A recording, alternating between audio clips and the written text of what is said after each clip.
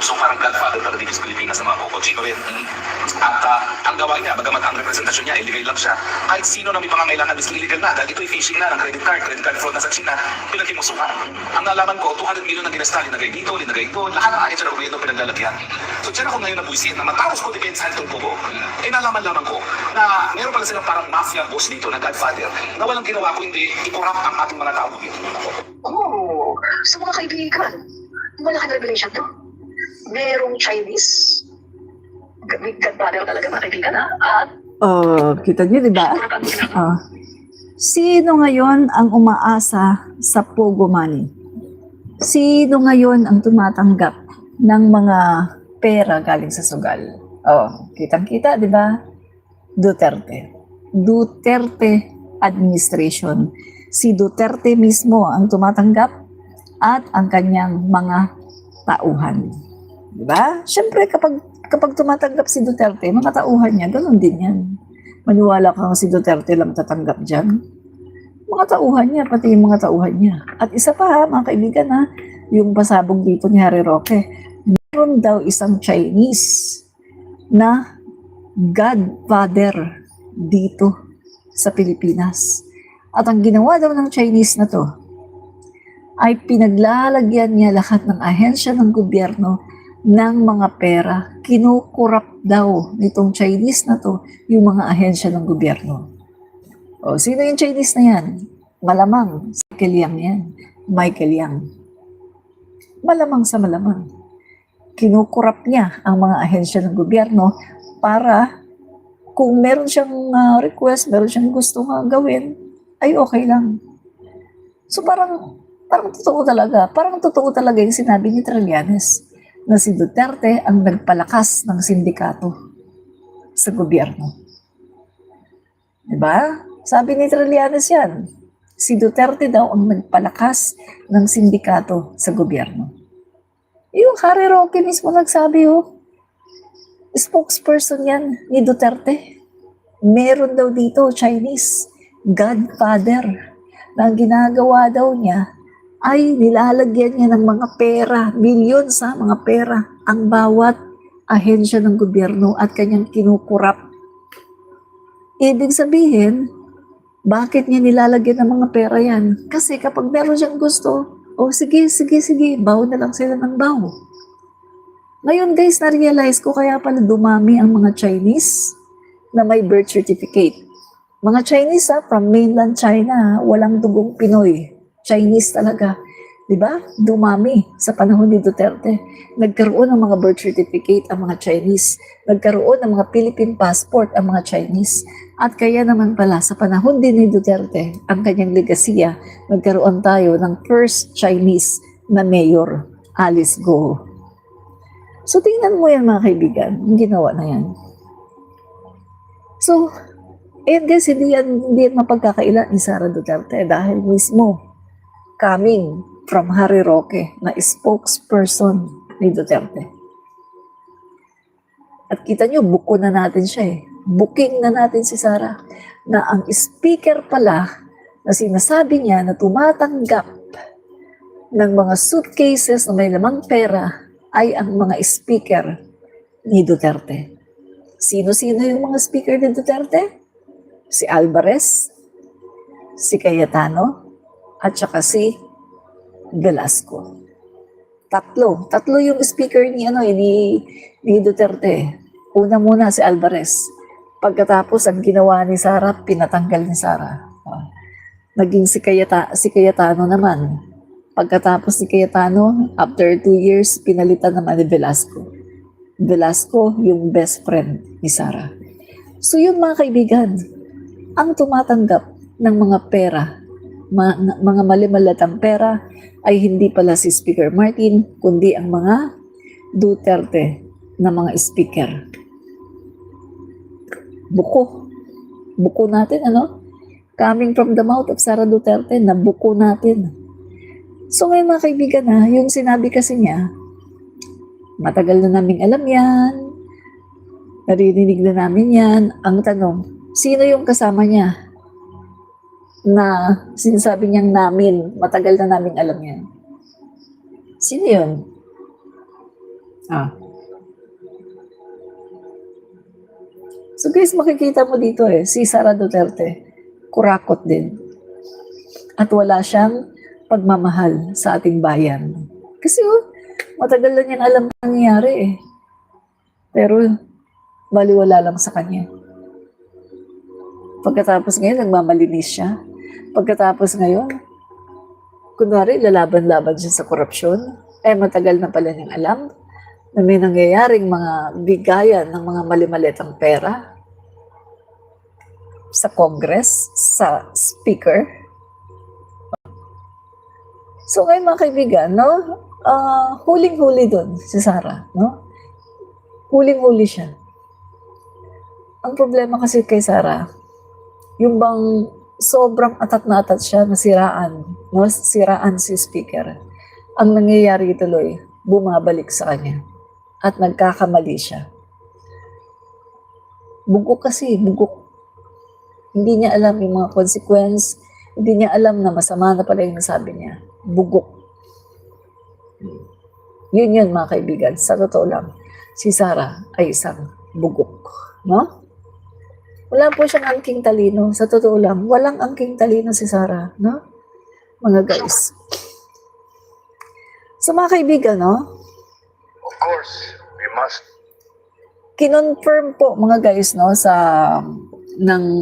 mga intelligence department na pumunta po sila sa Senate, kinonfirm po nila na meron talagang nangyaring destabilization, na merong nangyaring planong destabilization noong September 21. At ito nga mga kaibigan ay pinamunuan ng mga retired personnel, mga retired general, na mga DDS. So, totoo nga mga kaibigan, kinumpirma.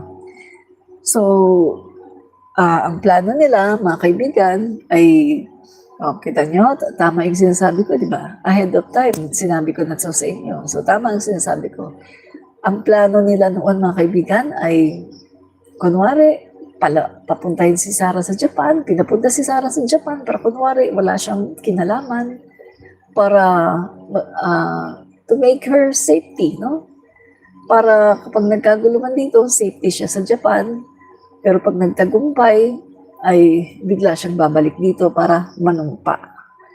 Tapos mga kaibigan, ang kanilang pinakaplano, sa Mindiola sila, pagkatapos ay kukubkubin nila ang Malacanang, at pagkatapos ay sasabihin nila sa mga militar, mag-withdraw ng support. So thank God, dahil hindi nagtagumpay ang kadiliman.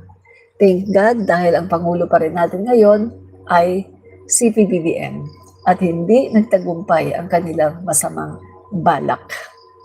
Guys, confirm Mismong nagsabi ang Senate. Kasi pinatawag po doon yung mga may kinalaman sa security ng ating bansa, Intelligence Department, at tinanong po sila about it, tungkol sa kudeta. At confirm na may ganun, So, pasalamat tayo mga kaibigan dahil ang Panginoong Diyos hindi papayag na maupo ang isang Sara Duterte na presidente ng impyerno, Hindi niya pababayaan. Ay, ang ganda naman yan. BBM. Paano mo ginawa yan? Vlog Vault 2025. Yan. Vlog Vault 2025. Paano mo ginawa yan? Ano ba yan? Yan ba yung Anong tawag dyan? Ang ganda naman. BBM. Puro mga BBM. Hindi ako marunong yan, Hindi ko pa alam. Ano po ba ang tawag dyan? Yan. Vlog Vault.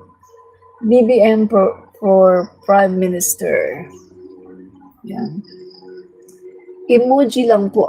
Emoji lang pala yan, Yan. Hindi ko alam paano paggawa niyan, may ganyan na. Okay. Hindi ko kasi masyadong tinitingnan yung mga yung mga emoji, So, hindi ko alam may ganyan pala, So,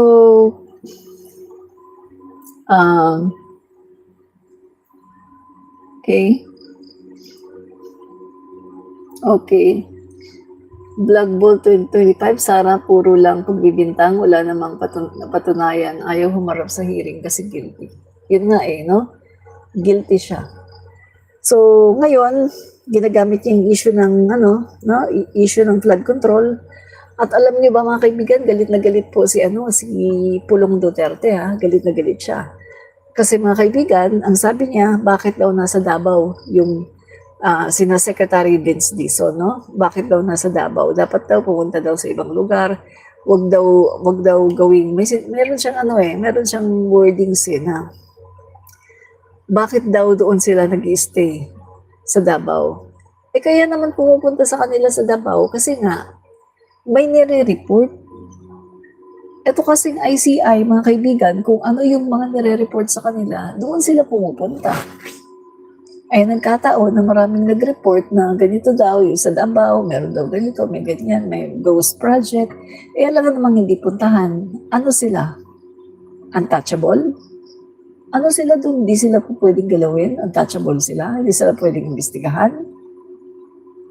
So mga kaibigan, talagang yung 52 billion na yan ni Pulong Duterte, no? Yung 52 billion na yan ni Pulong Duterte, mga kaibigan, maiimbestigahan talaga yan, no? Kahit na ayaw nila, maiimbestigahan talaga yan. Kasi alam naman natin mga kaibigan, ilan ang natapos ni Duterte na flood control projects? 13,000, akala ko nga 13,400 lang, hindi pala. 13,700 plus. Biruin mo guys 13,700 plus ang natapos na flood control ni Duterte. Pero, hindi effective. Diba? Pagpasok ni PBBM 2022, bumabaha. Kung totoo na talagang may flood control si Duterte na 13,700 plus, bakit bumabaha pagpasok ni PBBM? Diba? Kaya kailangan talaga itong imbestigahan, mga guys, no? Imbestigahan talaga yan. Yan. Yan.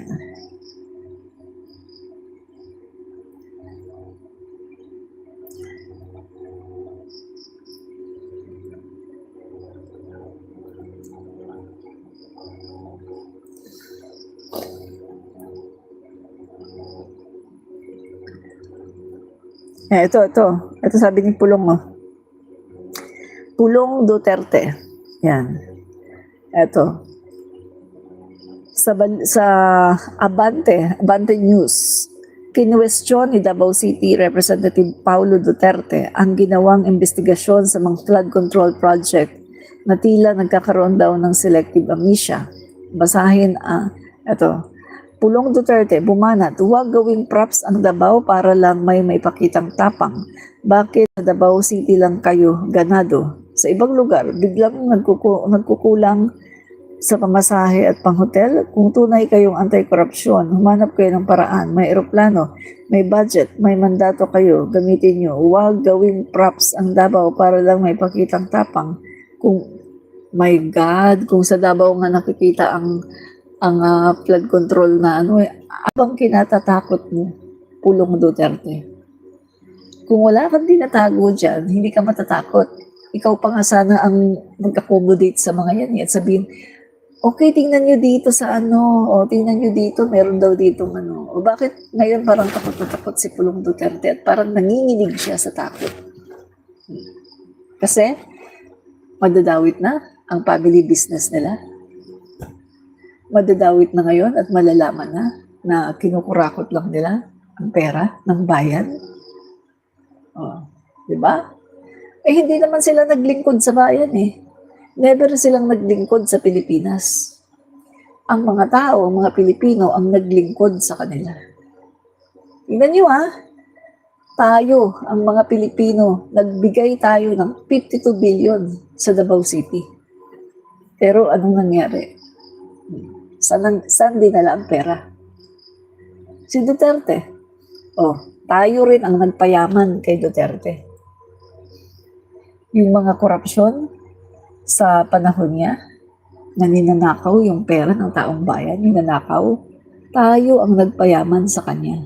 Mismo siya, sabi niya, oh, marami akong nanakaw. Hindi ako nagmamalinis, marami din akong nanakaw. Oh. Tayo po ang nagpayaman sa mga Duterte. Dahil sa taxes natin, kaya sila yumaman. Kita mo, oh, mga kaibigan, ang kakapal na mukha, no? Nag-aantay lang sila ng katapusan para sumahod. Yung vice presidente, nag-aantay ng 15:30 para makasahod, pero walang trabaho. Nando na sa ibang bansa, nangangampanya ang aga-aga pa, nangangampanya na. Di ba? Naninira pa. Kayo ba buboto kayo sa ganung klaseng tao? Aga-aga mangampanya. Walang benepisyo. Walang benepisyo sa taong yan. Di ba? Yan. Ano pa? Yan, si Duterte. Oh, alam naman niyang hindi na siya makakapag-mayor eh. Pero bakit tumakbo siyang mayor? Dahil sa greediness. Greediness. Hindi na nila kayang i-contain, hindi na nila kayang makontrol yung kanilang pagkasakim sa pera at sa kayamanan. Matanda na siya, mga kaibigan. Ilang taon na siya? 80 years old? Tumakbong mayor? My God! Kita mo ngayon, no, sumusweldo siya. Ang antay ng 15:30, sumusweldo, pero hindi nagtatrabaho kasi nasa kulungan, pero sumasahod. Diyan mo makikita yung kanilang pagiging greedy. Na pwede naman nilang ibigay na lang sa ibang tao.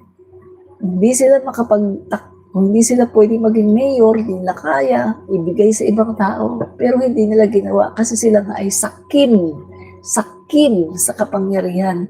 Greedy ang mga Duterte sa kapangyarihan. Gusto nila, sila ang magmay-ari sa Davao. Greedy, mga sakim.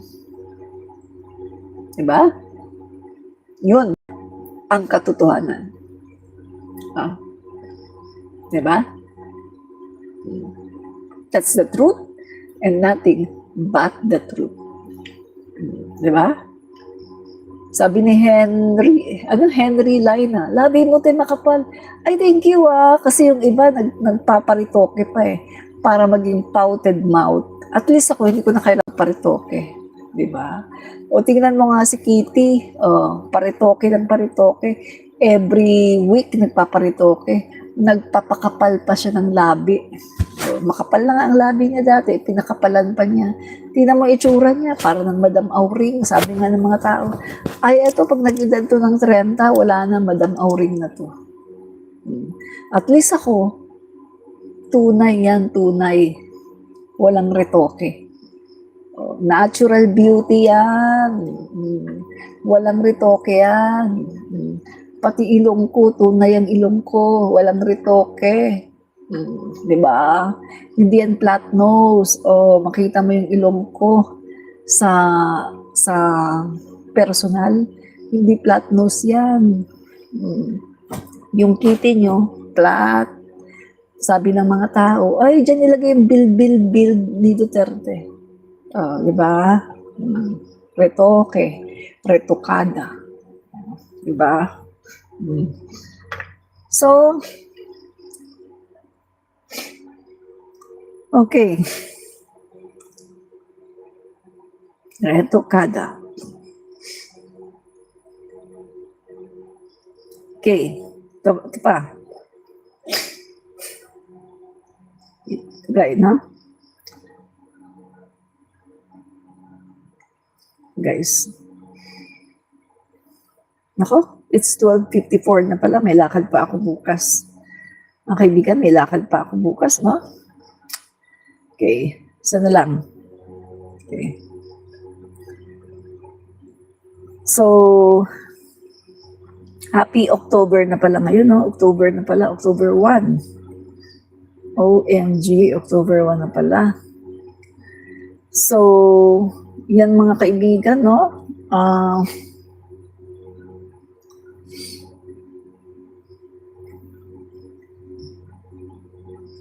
So mga kaibigan, no? Meron na pong OMG. yung earthquake sa Cebu. Naku, nasira ang nasira ang McDonald's.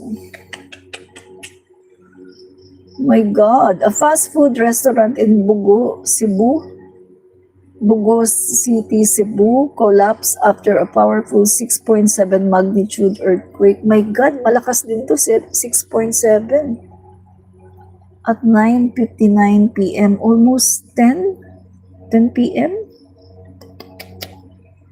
Oh my goodness. My God.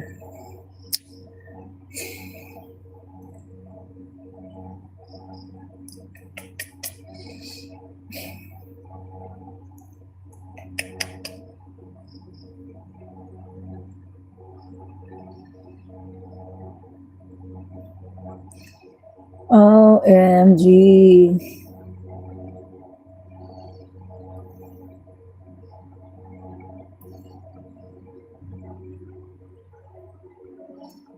OMG.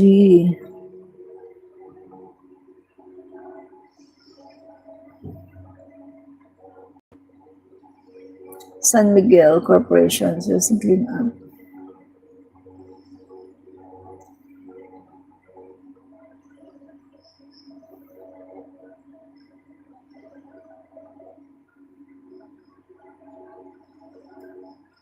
Okay. Meron pa sana akong kaso inaantok na ako. Inaantok na ako guys, no? So, topic pa sana natin to.